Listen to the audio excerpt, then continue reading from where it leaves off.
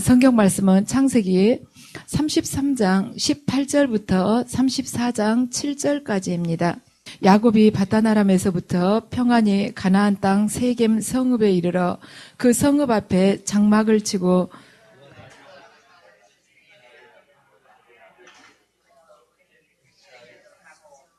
거기에 제단을 쌓고 그 이름을 엘 엘로에 이스라엘이라 불렀더라.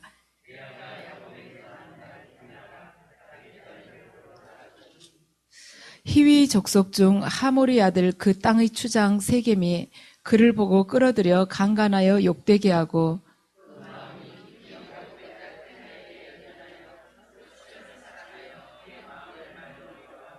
그의 아버지 하몰에게 청하여 이르되 이 소녀를 내 아내로 얻게 하여 주소서 하였더라.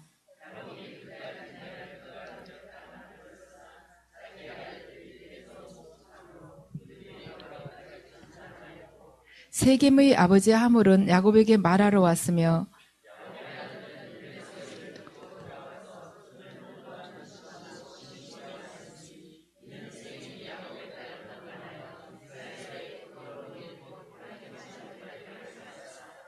아멘. 예. 이 시간에는 베델로 가는 길에 대해서 말씀을 드리겠습니다. 오늘 본문은 가나안 땅에서 새로운 생활을 시작하게 된 야곱이 뜻밖의 사건을 이렇게 접하게 된 그 문제에 대해서 지금 기록을 하고 있습니다. 야곱이 삼촌 라반의 집에서 20년간 종살이라고 지금 돌아왔습니다. 에서와도 좋게 화해를 하고 이제 세겜에 머물게 됐는데 세겜에 막 머물면서 이제 제단을 쌓고 하나님께 이제 경배도 드리고 그랬죠. 그래서 그도 이제 굉장히 마음이 기뻤죠. 이제 좀 안정된 생활을 할 것이다. 그리고 거기에서 제단을 쌓고는 말하자면 그곳 이름을 엘 엘로에 이스라엘, 그러니까 이스라엘 하나님은 강하시다고 이렇게 굉장히 자기 나름대로는 힘찬 출발을 시작을 했습니다. 그런데 본인이 그 기대와는 달리 큰 사건이 터졌어요. 딸 디나가 강간을 당한 것입니다. 거기 말하자면 세겜에 혼자 들어갔다가 그 추장의 아들을 세겜에게, 그러니까 여기가 세겜이란 말이 두 가지가 나오는데 세겜이 그 지역의 지명도 되고 지금 디나를 강간했던 추장의 아들 이름도 또한 세겜입니다. 근데 추장의 아들 세겜에게 겁탈을 당한 거예요. 그래서 야곱이 이 일을 어떻게 처리할까 생각하다가 들에 이제 아들들이 나가 있었기 때문에 그들이 돌아오기를 기다렸다가 이야기를 하는 것이죠. 그러니까 아들들이 막 분개를 합니다. 그 중에서 이제 시몬과 레위가 말하자면 그 추장의 아들이 이 디나와 결혼을 하기를 원했는데 그러면 결혼하려면 이런 조건으로 하자. 너희 그 성읍에 사는 남자들이 다들 할 일을 해라. 그러면 우리 쪽의 이 딸들도 너희와 결혼할 수 있고, 말하자면 너희 쪽의 딸도 우리들과 우리 이쪽 남자들하고 결혼할 수 있지 않겠느냐. 그래가지고 다들 할례를 받게끔 해놓고는 할례 받은 지 3일째 되는 날이 가장 고통이 심하다고 합니다. 그날 그냥 시몬과 레위가 가서 다 죽이고, 남자들이 잘 못 움직일 때 다 죽이고, 또 나머지 형제들은 가서 거기서 이것저것 다 훔치고 여자와 아이들을 잡아오고 그런 불미스러운 일이 있었습니다. 근데 야곱이 나름대로 포부를 가지고 시작을 했는데 왜 이런 사건이 터졌을까? 자, 야곱의 말하자면 아들들이 했던 일들을 보면 우리가 성경이니까 이랬구나 싶은데 가만 보면은 굉장히 잔인할 수가 없어요. 우리나라 그 지존파들이나 별로 다름이 없습니다. 그래서 그런데 이런 사람들이 이스라엘의 12지파가 됐다는 것입니다. 그래서 이 사람들이 우리가 하나님으로부터 어떤 부름을 받고 택함을 받는다는 것은 절대 선에서가 아니라는 것을 이 야곱의 아들들이 행위를 보니까 우리가 알 수가 있습니다. 우리 안에 악한 것들은 한없이 많지만 우리가 부르심 받고 그분으로부터 사랑받는 것은 그분이 말하자면 철저한 은혜이지 내가 사랑받을 만한 가치가 있어서 사랑받는 자는 절대로 아니라는 것, 우리는 야곱의 이 12아들을 보고 알 수가 있습니다. 자, 야곱이 가나안 땅에 온 이유는 남을 죽이려고 온 것이 아니었습니다. 믿음으로 좀 바르게 살아봐야겠다 하고 왔습니다. 그런데 그가 처음 겪은 일이 딸이 강간을 당하고 아들들이 한 성읍의 남자들을 다 죽여버리는 그런 사륙하는 그런 일이었습니다. 우리들 입장에서 보면 야곱은 별로 부러울 것이 없을 정도로 많이 갖췄습니다. 그가 가나안으로 다시 돌아오는 과정을 보면 하나님께서 하나하나 인도하셨다는 것을 알 수가 있어요. 하란에서부터 그 삼촌 라반의 꿈에 이렇게 하나님께서 나타나서 그 야곱에게 말하자면 손대지 말라 그렇게 계시를 하면서 정말 안전하게 한 걸음 한 걸음 에서하고 또 화해하게끔 하시고 또 밤에 또 씨름을 하면서 하나님께서 야곱의 이름을 바꿔주시고 이렇게 말하자면 우리가 봤을 때 영적인 복을 받은 자입니다. 그리고 하나님께서 라반의 집에서 또 역사를 해주셔서 야곱 앞으로 돌아올 그 재산을 또 불려주셨죠. 그리고 가족도 있고 또 여기 세겜 땅에 와가지고 자기 말하자면 할아버지 아브라함이나 자기 아버지 이삭은 거기서 그렇게 땅을 사지 못했는데 야곱은 땅까지 사게 됐어요. 그러니까 땅을 샀다는 것은 그 지역에서 이제 쭉 정착을 하고 머물겠다는 뜻이죠. 그러니까 땅도 있지, 가족도 있지, 재산도 있지, 하나님 복도 받았지. 우리가 생각하는 그 모든 복을 지금 야곱은 다 누리고 있는 것입니다. 그렇지만 재산이 많고 땅을 소유했다고 해서 문제가 없는 것은 아니구나. 그거를 우리가 알 수가 있습니다. 야곱은 믿음도 있었고 돈도 있고 그 세겜 사람으로부터 인정도 받을 수 있었고 지위도 있었지만은 그의 삶을 그것들이 안전하게 지켜주지 못했다는 것입니다. 그러니까 돈이나 지위나 인정이나 땅이나 뭐 이런 것들이 야곱의 삶을 이렇게 평탄하게 지켜줄 수가 없었다는 거예요. 세상이라는 것은 잠깐이라도 한눈을 팔 수가 없는 불확실성의 그러한 연속이기 때문에 끊임없는 도전과 고난이 우리에게 계속해서 물밀듯이 들어온다는 것입니다. 그래서 야곱은 가나안 땅에서 자식으로 인해서 자녀 문제로 인해서 굉장히 골머리가 아팠습니다. 지금 디나가 강간당한 것은 고통의 딱 시작에 불과했습니다. 그렇다면 이 성경을 기록한 모세는 왜 이렇게 이스라엘이 부끄러운 역사를 꼭 이렇게 구체적으로 기록을 했는가? 그리고 하나님께서는 이것을 통해서 우리들이 무엇을 깨닫기를 원하시는가에 대해서 이 시간에 말씀을 드리겠습니다. 자, 왜 이 사건을 기록했으면서 이 사건을 통해서 우리가 무엇을 여기서 말하자면 이 시간에 우리들이 느끼기를 원하실까? 첫 번째는 죄에 대한 호기심은 반드시 범죄를 불러온다는 것입니다. 디나가 왜 강간을 당하게 됐는가? 가나안 여자를 보러 갔어요. 그러니까 가나안 여자를 이렇게 슬슬 어떻게 생겼는가 하고 멀리서 이렇게 얼굴을 보러 간 것이 아니라 만나기 위해서 방문을 했다는 것이면 만날 목적을 두고 나갔다는 거예요. 겉으로 그냥 이렇게 껍데기만 보고 오겠다는 것이 아니었다는 것입니다. 그래서 그럼 만나기 위해서 나갔다는 것은 이날 처음 나간 것이 아니라 전부터 나갔었는데 전부터 나가서 가나안 여자들을 사귀었는데 그들을 또 만나러 갔다가 변을 당했다는 것입니다. 성경에서 가나안 여자로 가면은 가나안 땅에 사는 여자다 이 정도의 표현뿐만이 아니라 도덕적으로 봐서는 창녀에 가깝다 이런 뜻도 가지고 있습니다. 가나안 땅이란 우상 숭배와 또 음란한 게 이렇게 팽배해져 있지 않았습니까? 그래서 디나가 그들하고 교제할 때 자기가 도덕적으로 타락하기 위해서 그들하고 나 이 사람들하고 교제해갖고 타락해야겠다 이 목적 두고 거기 간 것은 아니었어요. 그 사람들 이야기를 들어보니까 지금까지 삼촌 라반의 집에서 살았거나 자기 가족들하고 했던 이야기하고는 정말 많이 다른 겁니다. 세상 속에 정말 흥미진진한 이야기가 많은 거예요. 그리고 음란한 이야기도 많고 그러니까 귀가 솔깃하면서 재밌는 것이죠. 그래서 디나는 이제 호기심 때문에 그런 이야기 들으니까 색다르지 않습니까? 호기심 때문에 그것을 갔을 텐데 근데 호기심이란 그 욕망은 뭔가? 호기심이라는 욕망은 어떤 조건이 딱 갖춰지면 그 욕망이 행위로 충분히 옮겨갈 수 있다는 것입니다. 그래서 우리가 세상 속에서 어떤 일들을 경험해 보면 우리가 세상 이렇게 살아가는 거 보면 특별한 거 하나도 없죠. 우리가 뉴스를 보면 비슷비슷한 일들이 조금 등장인물이 다르고 지역이 다르고 이러면서 시대가 다르면서 비슷비슷한 일들이 계속 반복이 돼요. 그래서 세상 일은 특별한 것이 별로 없습니다. 세상에 있는 것들은 왜 우리가 보기에 그렇구나. 또 이번에도 그런 사건이 터졌구나. 옛날에도 이렇게 배가 침몰을 하더니 요번에도 이렇게 해서 세월호가 또 침몰을 했구나. 그랬구나. 이렇게 우리가 별로 그다지 놀라지 않아요. 사람을 몇 명이 죽었는가, 많다. 이 정도까지는 이제 우리가 그 사건을 보고 기절한 사람은 아무도 없습니다. 그럴 수 있겠다고 생각을 해요. 왜냐?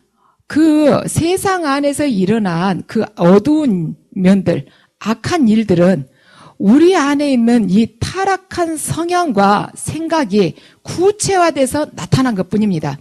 누가 이렇게 살인을 했다. 누군가가 가서 의도적으로 누구를 계획하고 죽였다. 그래도 우리 그렇게 놀라지는 않습니다. 왜냐하면 나도 속이 상할 땐 누가 칵 죽었으면 좋겠다. 내가 차마 잡혀 들어갈까봐 내가 죽이지는 못하지만 가다 사고나 났으면 좋겠다. 이 생각 좀 하지 않습니까? 내가 이렇게 탁 수갑 찰까 봐서 잠바 뒤집어 쓰고 말하자면 경찰서에 끌려 들어갈까 봐서 일을 못 저질러서 문제이지, 속으로는 내가 손 안 대고 내 손에 피 안 묻히고 누가 가서 하면 좋겠다. 이 생각 하지 않습니까? 근데 지금 살인이 어디서 났다는 거예요. 그러면 그 사람 속이 상해갖고 행동으로 옮겼구나. 이 정도 생각을 하지, 그걸 가지고 어떻게 인간을 죽이냐고 이러지는 않잖아요. 그래서 이 욕망이 우리 안에 억제가 되어 있는데, 이 억제된 욕망이 있을 때는, 우리 안에 있을 때는 우리를 은근하게 자극을 해요. 자극을 하지만 어떤 환경이 딱 잘 갖춰져 있는 그런 상황이 딱 주어졌다면은 그때는 이거 확 노출되면서 범죄로 가시화가 된다는 것입니다. 우리가 자주 그런 것은 보죠. 누군가가 백화점에서 이렇게 명품을 훔치다가 걸렸다고, 또 누구는 명품을 여기저기 다니면서 뭐 친구 집에서 훔치고 뭐 해가지고 얼마나 집에다가 이렇게 쌓아놨다고. 그 사람 안에 명품을 갖고자 하는 그런 욕망이 생겼는데, 그 물건이 보이면은 그 욕망이 바로 행동으로 옮겨진다는 것입니다. 그리고 내 안에 음란한 생각이 있는 거예요. 누구누구가 마음에 들고 동침을 하고 싶고 이런 생각이 있을 때, 말하자면 하몰의 아들 세겜처럼 정욕에 내가 그런 욕망을 가지고 있는데, 이렇게 정욕에 눈먼 세겜 같은 사람이 나하고 맞닥뜨려졌을 때, 그랬을 때는 내 안에 있는 이 음란형하고 세겜 안에 있는 음란형이 탁 연합을 해가지고 세력이 확 커지는 것입니다. 그래서 일이 저질러지는 거예요. 두 음란형이, 두 사람 안에 공통으로 들어있는 영이 확 만나면서 이렇게 커지면서 일이 크게 벌어지는 것이죠. 세겜은, 오늘 성경을 보면 그래요. 창세기 34장 19절을 보면은 세겜은 이렇게 써져 있어요. 아버지 하몰의 집안에서 가장 존경받는 사람이었다고 써졌습니다. 실은 이 말을 쓰지 않아도 돼요. 이 말 쓸 필요도 사실은 어떻게 보면은 굳이 이 말이 필요가 없습니다. 세겜은 이미 말하자면 디나를 강간한 사람이에요. 강간범이에요. 그런데 왜 이 말을 34장 19절에 썼는가? 세상 사람들 안에서, 불신자들 안에서 존경받는 것과 하나님을 두려워하면서 선악과를 따지 않는 것은 굉장한 차이가 있다는 것입니다. 창세기 34장 7절은 오늘 본문을 보면 세겜이 디나와 동침한 기록을 쓰면서 뭐라고 썼냐면, 그런 짓은 해서는 안 되는 짓이었다고 딱 써졌습니다. 동침을 했다, 말하자면 강간을 했다. 그런데 그런 짓은 해서는 안 되는 것이었다고 딱 써놨어요, 성경에. 자, 세겜이 가장 존경받는 사람이었는데 이렇게 강간을 할 수 있는 사람이었습니다. 그런데 자, 말하자면 세겜이 디나에게 한 짓을 봤을 때 이스라엘에 그런 짓을 해서는 안 되는 짓이었다. 하나님의 백성이라면 절대로 그런 짓을 해서는 안 되는 것이다라고 지금 기록을 하겠습니다. 세상 사람들 안에서는 존경받고 실수로 한번 그렇게 했다고 세상 사람들은 덮어줄 수 있지만, 하나님께서는 절대 그것을 용서를 하지 않으신다는 것이죠. 결국에는 다 죽지 않았습니까?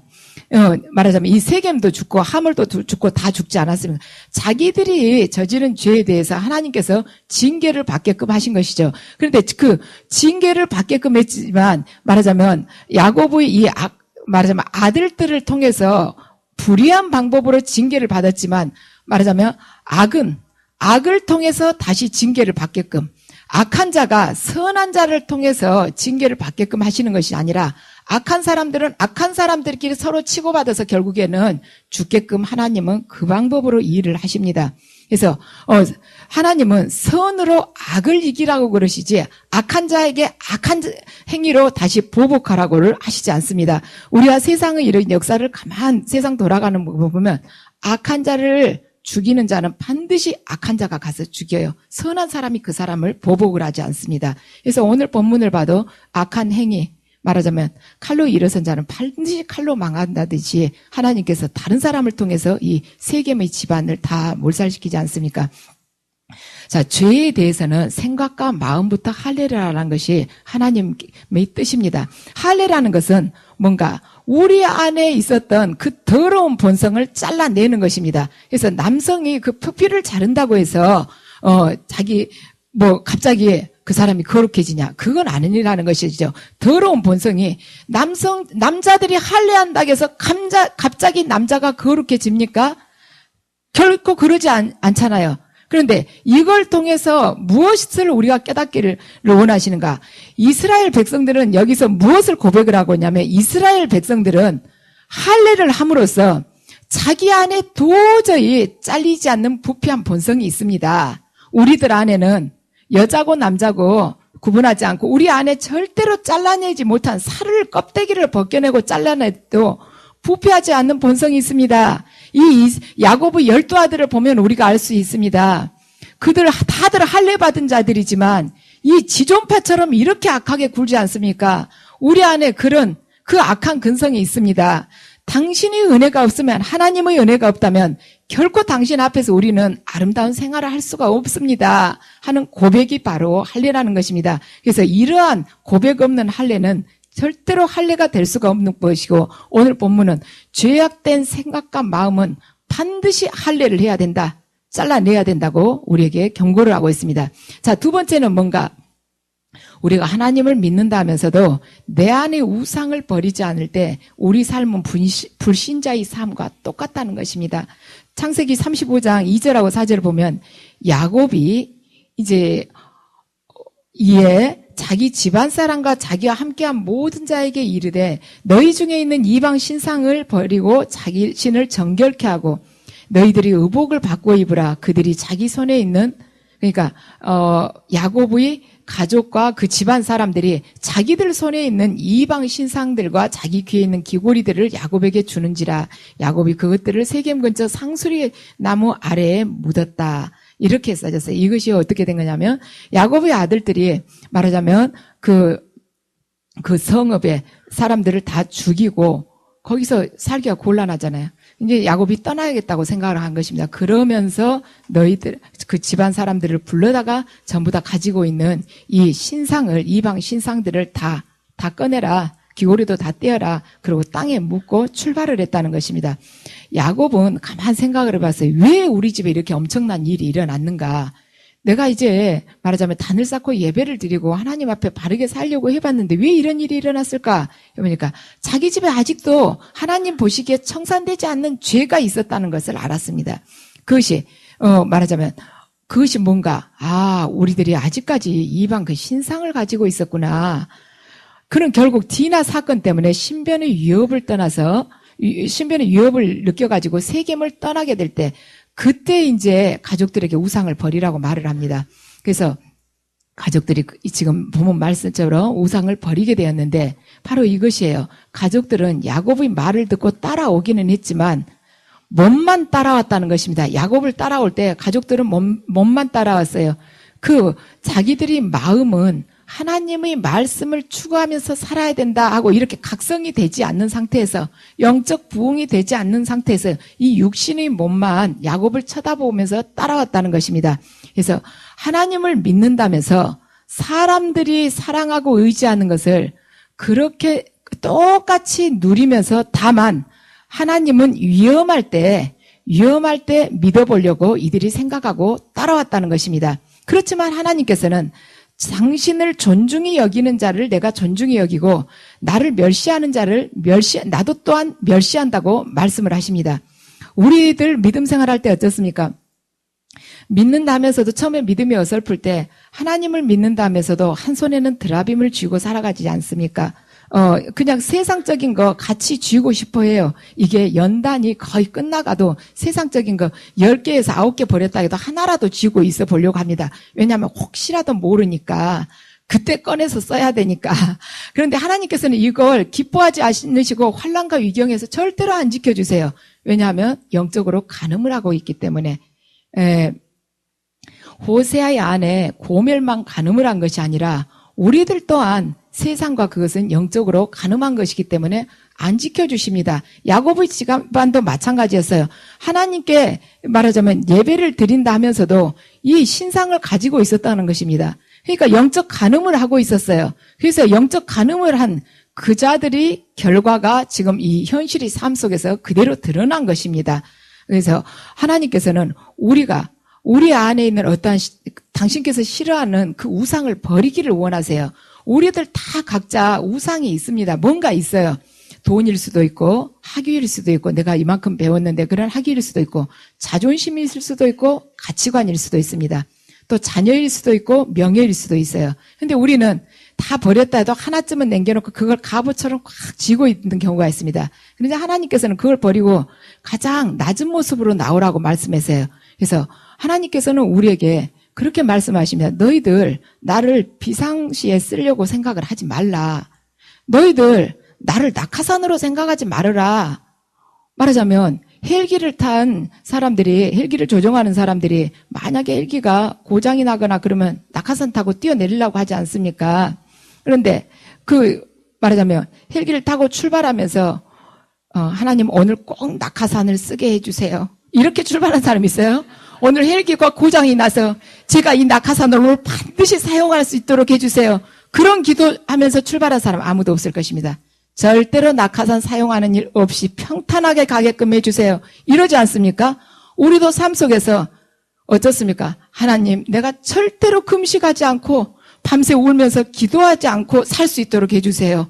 저 그런 지경까지 가고 싶지 않습니다. 당신을 낙하산으로 내가 예비는 해놨습니다. 혹시 비가 올까 봐서 제가 우산처럼 이렇게 준비는 하고 다니지만 이 우산 펴는 일 절대로 없도록 해주십시오. 이러면서 세상을 의지하고 살지 않습니까? 근데 하나님께서는 그 드라빔을 내려놓기 전까지는 우리를 절대로 그 환난에서 건져주시지 않습니다. 자, 세 번째는 뭔가 오늘 본문에서 베델의 하나님을 예배를 하라는 것입니다. 야곱이 에서를 피해서 하란으로 떠나갈 때 베델에서 하나님을 만났습니다. 그곳은 야곱이 처음으로 살아계신 하나님을 체험했었던 곳입니다. 거기서 자기가 죄인임을 고백하고 하나님을 경배했었던 성소였어요. 그래서 그가 거기서 하나님 나를 다시 이 모습으로 다시 딱 돌아오게 해주세요. 그러면 제가 당신을 평생 섬기겠습니다. 그런 식으로 소원 기도를 했습니다. 그랬는데 하란에서 떠나오면서 베델까지 오지 않고 딱 세겜에 머무른 것입니다. 그런데 세겜에 있다가 내가 다음 주고 바로 베델로 가야겠다. 우선 잠깐 며칠만 여기서 좀 쉬었다 가야겠다. 그것이 아니었어요. 왜냐? 본문은 야곱이 땅을 샀다고 이야기를 하고 있습니다. 땅을 샀다는 것은 그 자리에서 눌러 살겠다는 것입니다. 이전에 야곱이 에서를 피해서 하란으로 죽자사자 도망갈 때는 그때는 굉장히 급했어요. 급하니까 야곱의 그 기도 보면은 자세히 보면 나와요. 당신이 이렇게 나게 해 주신다면 내가 이렇게 하겠다. 야곱이 그렇게 기도를 했습니다.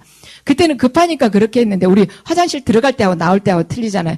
이제 딱 뒤를 돌아보니까 자식도 많지, 부인도 많지, 양떼도 많지, 땅도 있지, 뭐 별로 부러운 것이 없습니다. 그러니까 여기서 땅을 사갖고 딱 안주를 하게 된 것입니다. 그렇지만 그가 안정이 됐으니까 여러 가지 여건이 안정이 됐으니까 그곳에 정착하면서 적당하게 하나님을 믿으려고 했는데 그가 그것을 떠날 수밖에 없게 되었습니다. 왜냐? 디나 사건을 통해서 그가 거기서 살 수가 없게 됐어요. 디나 사건을 통해서 말하자면 한 성읍의 남자를 이 야곱의 아들들이 다 죽인 줄을 아는데 가나안 사람들이 가만두겠습니까? 그러니까 두려워서 이가 떠나게 됩니다. 그 애써서 말하자면 돈을 주고 돈 100크시타를 주고 샀던 땅도 그냥 그대로 두고 떠나가요. 하나님께서 원하시는 장소와 방법을 떠날 때 하나님께서 원하시는 장소, 머무르라는 그 장소, 하라는 일, 또 살아가라는 방법을 떠날 때 야곱은 아무것도 얻을 수가 없었습니다. 가나안 사람들에게 그렇게 큰 돈을 주고 샀던 땅도 그대로 두고 도망치듯이 떠났어요. 야곱이 그거 땅 다시 누구한테 팔고 떠나지를 못했습니다. 워낙 급해가지고 누구한테 팔겠습니까? 돈 주고 살만한 남자는 다 죽었는데 누구한테 팔았겠어요? 놔두고 떠나온 것이지. 그래서 하나님께서 원하시는 방법이나 말하자면 원하시는 장소나 원하시는 삶을 떠나갔을 때 아무것도 얻을 수 없다는 것을 우리는 야곱을 통해서 알 수가 있습니다. 돈을 주고 샀던 땅도 그대로 두고 떠나갈 수밖에 없었고, 축복권을 받기 위해서 아버지를 속였지만 그에게 주어진 것이 뭔가, 그 엄마랑 애쓰고 땀을 흘리면서 속였는데 벌벌 떨면서 털옷까지 입어가면서 털 가죽까지 쓰고 가서 속였는데 그에게 떨어진 것이 뭔가 20년간 종살이였어요. 우리 남 속이면 금방 부자 될 것 같죠? 이번 한 탕만 속이고 다시는 손 딱 씻고 깨끗이 살리라. 주어진 것이 없다는 것이에요. 우리 성경은 굉장히 솔직하게 기록을 하고 있습니다. 20년간 종살이만 주어졌어요. 우리들 생각에는 양떼도 많이 늘리지 않았냐고, 그 전박이들. 그건 하나님께서 막판에 야곱에게 그냥 선물로 주신 것입니다. 그냥 하나님께서 주신 거예요. 요즘 세상에 누가 이렇게 무늬 있는 거 갖다가 교배를 시켜서 어디 전박이 양이 어디가 태어납니까? 하나님께서 그냥 야곱에게 마지막에 부끄럽지 않도록 그냥 해 주신 것 뿐입니다. 야곱이 거기서 삼촌 집에서 얻은 거랑 골병밖에 없어요. 그래서 우리가 하나님이 원하시는 그 길을 떠날 때는 반드시 수치스러움만 우리에게 남는다는 것입니다. 야곱은 과거에 베델에서 가장 낮은 자리에 있었습니다.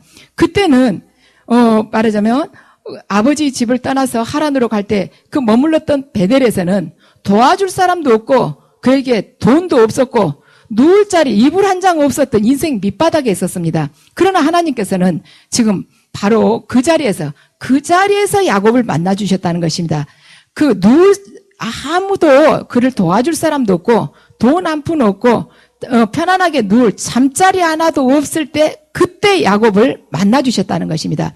하나님께서는 지금 야곱에게 가진 것이 없이 네가 오직 빈 마음으로 온전하게 나를 의지했었던, 그 벌거벗고 의지했던 그 자리로 지금 야곱에게 돌아가라고 말씀하십니다. 그래야만이 네가 영적으로 풍요롭게 살아갈 수가 있고 또 인생 전체를 방황하지 않는 그런 삶을 살아갈 수가 있단다. 그러니 너 야곱으로 가라고 지금 하나님께서는 말씀을 하십니다. 근데 지금 상황이 말하자면 베델로 돌아갈 수밖에 없는 그 상황으로 현재 되어가고 있습니다. 근데 사실 지금 베델로 돌아가게 되면 야곱은 더 위험해질 수도 있어요. 왜냐하면 베델이란 곳이 사방이 뚫어진 들판입니다. 들판 한가운데 가 있을 때 얼마나 사람의 공격을 많이 받겠습니까? 이 가나안 이 사람들이 와서 얼마든지 해를 끼칠 수가 있지 않겠습니까? 그런데 하나님께서는 말하자면 그에게 원하시는데 야곱이 그대로 철저하게 순종하기로 한 것입니다. 그랬을 때 어떻게 했는가? 하나님께서는 야곱이 순종해서 그의 집안 사람들이 우상을 버리고 베델로 올라가기 위해서 길을 떠나니까 가나안 사람들에게 두려운 마음을 줬어요. 그래서 그들을 추격하지 못하도록 했습니다. 못하도록 지켜준 것이죠. 그래서 하나님께서는 우리가 최악의 상황에서 정말 순종하기 어렵지만 가면은 꼭 그 들판에서 아무도 나를 지켜줄 리 없이 내가 죽을 것만 같아요. 그렇지만 거기에 순종할 때 이 세상 사람들이 우리를 두렵게끔 만들어주신다는 것입니다. 어제 아침에 제가 기도를 하는데 하나님께서 그걸 보여주세요. 이렇게 그러니까 구약의 그 번제단을 보여주셨습니다. 근데 번제단이 이렇게 놓여져 있고 그 안에 거기서 딱 보는 순간에 재물이 다 태워졌구나. 태워졌고 이제 그 번제단 그 주변을 다 이렇게 청소를 하고 있었습니다. 근데 이제 그때 들어온 이 계시가 너가 이제 훈련이 거의 다 끝났다. 번제단에서 네가 제물로 지금까지 각을 뜨고 제물로 태워지는 그 훈련을 지금까지 받아왔는데 이제 그게 다 끝나고 마무리란다. 주변을 막 물로 청소하고 있는 거, 그리고 재단에 더러운 걸 이렇게 피 묻고 그런 것을 다 이렇게 닦고 있는 것을 보여주셨습니다. 그런데 너 지금까지 내가 너를 훈련시킬 때 너를 부수고 가루 만들고 가루를 만드는 것에 그치지 않고 내가 너를 그 가루가 물이 되게끔까지 했었다. 그런데 그 물이 된 그 자체로 네가 머무를 것이 아니다. 그 물이 네가 물이 됐다 하지만은 그 물이 나와 연합했을 때 말하자면 나의 생명수로 변하는 것이란다. 그래서 그 생명수가 되어서 네가 사람을 살리는 자로 이제는 살아가야 되는 거란다 하고 하나님께서 계시를 해주셨습니다. 우리가 세상을 살아가다 보면은 우리가 능력을 받았고 하나님을 만났고 내가 말씀으로 이렇게 제대로 하나님께 의지하면서 살아간다 하지만 굉장히 두려울 때가 많아요. 근데 하나님은 우리한테 세상으로 나가라고 그러십니다. 너 하나가 온전해지면 세상을 바꿀 수 있단다. 근데 우리 얼마나 두렵습니까? 나 하나 온전해진다 해서 이 세상에 흉악한 사람은 얼마나 많아요. 제가 어떻게 하겠습니까? 저보다 힘센 사람도 얼마나 많은데 이런 생각 들지 않아요? 그리고 상식이 통하지 않을 정도로 말하자면 경우 없는 사람도 얼마나 많은데 제가 성경 조금 말고 손대면 뭐 이렇게 능력 조금 나타난다 해서 제가 무슨 수를 하겠습니까? 그런데 성경을 보면은 아브라함과 하나님과의 대화를 보면 우리가 알 수가 있습니다. 아브라함이 소돔과 고모라에 대해서 고모라를 멸망시키려고 하는 그때 하나님 그 계획을 하나님으로부터 듣고 아브라함이 하나님께 이렇게 말하자면 협상을 하는 것이죠. 중재를 하고 있습니다. 소돔과 고모라를 위해서 하나님, 주님, 말하자면 소돔 땅에 의인이 50명이 있어도 당신께서 멸하시겠습니까? 그러니까 그렇게 하면 안 하겠다. 45명이 있어도 당신께서 멸하시겠습니까? 안 하겠다고 말씀하세요. 그래서 결국에는 아브라함이 10명까지 낮추어 놨습니다. 의인 10명이 있어도 당신께서 멸하시겠습니까? 그래도 나는 멸하지 않겠다고 말씀을 하세요. 우리가 이 본문을 봤을 때 이 성경 말씀을 통해서 우리 여러분들 다 일꾼으로 불림을 받지 않았습니까? 우리 각자가 의인이 되면은 멸하려는 이 세상을 얼마든지 건지는 그 중재자가 될 수가 있다는 것입니다. 그럼 우리가 생각하기에 여기 있는 사람 몇 명밖에 안 되는데 세상에 얼마가 넘고 지구에 지금 인구가 70억이 넘는다는데 우리 몇 명 갖고 뭐가 돼? 그게 문제가 되지 않는다는 것입니다. 아브라함과 하나님과의 대화를 보면 아브라함이 의인 몇 명이 있으면 하시겠습니까? 멸하시지 않겠습니까? 하나님, 의인 10명이 있으면 당신이 소돔 땅을 멸하시지 않겠습니까? 그러니까 그렇다고 그래요. 하나님께서는 죄인 몇 명이 있으면은 내가 말하자면 죄인 몇 명까지만 있으면 내가 이 땅을 살려주겠다. 죄인 1000명으로 줄어들면 내가 이 땅을 살려주겠다. 멸하지 않겠다. 이렇게 말씀하시지 않습니다. 죄인이 말하자면 100만 명으로 이 지구상의 죄인이 악인이 100만 명으로 줄어든다면 내가 이 땅을 이 지구를 멸하지 않겠다고 그렇게 말씀을 하시지 않습니다. 악인의 숫자는 죄인과 악인의 숫자는 하나님한테 관계가 없다는 거예요. 하나님한테 관심 있는 것은 뭔가 의인의 숫자만 관심이 있다는 것입니다.